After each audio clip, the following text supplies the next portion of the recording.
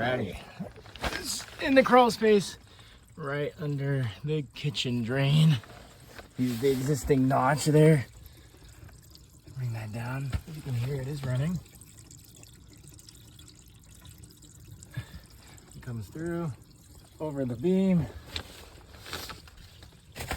Our straps every 4 feet here.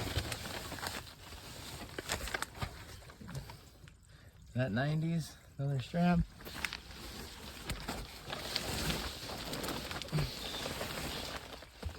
Through strap.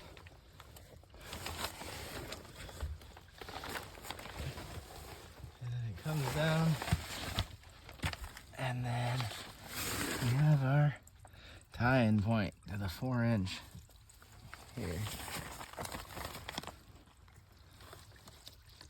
Comes up, 90s, comes around. As you can hear,